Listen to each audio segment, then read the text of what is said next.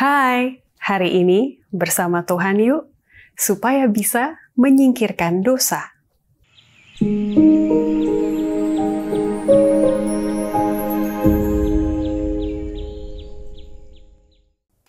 Alkitab berkata dalam Amsal 28 ayat 13, siapa menyembunyikan pelanggarannya tidak akan beruntung, tetapi siapa mengakuinya dan meninggalkannya akan disayangi.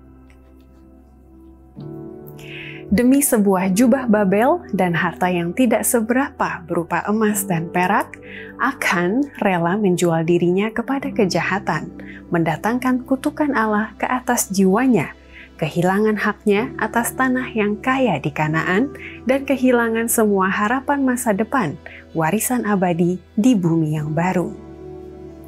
Begitu besar keteguhan hati dan kegigihannya, sehingga bahkan pada akhirnya Yosua takut ia akan menyatakan bahwa ia tidak bersalah, dan dengan demikian menarik simpati jemaat dan membuat mereka menghina Allah. Ia tidak akan mengaku bersalah. Seandainya ia tidak berharap dengan melakukan hal itu, ia akan terhindar dari konsekuensi kejahatannya. Pengharapan inilah yang membuatnya jujur dalam mengakui kesalahannya dan menceritakan secara terperinci tentang dosanya. Dengan cara inilah pengakuan dosa akan dibuat oleh orang yang bersalah ketika mereka berdiri di hadapan pengadilan Allah yang penuh dengan hukuman dan tanpa harapan. Ketika setiap kasus telah diputuskan untuk dihukum seumur hidup atau hukuman mati. Pengakuan dosa yang dibuat kemudian akan menjadi terlambat untuk menyelamatkan orang berdosa. Ada banyak orang yang mengaku Kristen yang pengakuan dosanya mirip dengan pengakuan dosa Akan.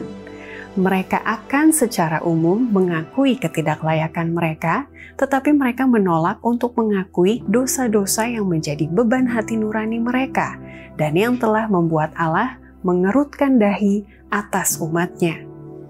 Dengan demikian, banyak orang menyembunyikan dosa-dosa mementingkan diri sendiri, melampaui batas, ketidakjujuran kepada Allah dan sesama, dosa-dosa dalam keluarga, dan banyak dosa lainnya yang seharusnya diakui di depan umum. Pertobatan yang tulus muncul dari kesadaran akan karakter dosa yang menghina. Pengakuan dosa secara umum bukanlah buah dari kerendahan hati yang sejati di hadapan Allah.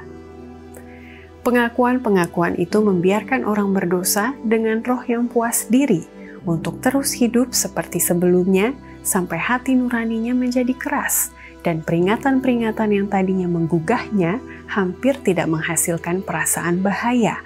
Dan setelah beberapa waktu kemudian, jalannya yang penuh dosa itu kelihatannya benar. Terlambat, dosa-dosanya akan ditemukan pada hari ketika dosa-dosa itu tidak dapat dihapuskan dengan korban sembelihan atau persembahan untuk selama-lamanya. Ada perbedaan yang sangat besar antara mengakui fakta setelah fakta itu terbukti dan mengakui dosa yang hanya diketahui oleh diri kita sendiri dan Tuhan. Supaya bisa menyingkirkan dosa, mari jalani hari ini bersama Tuhan.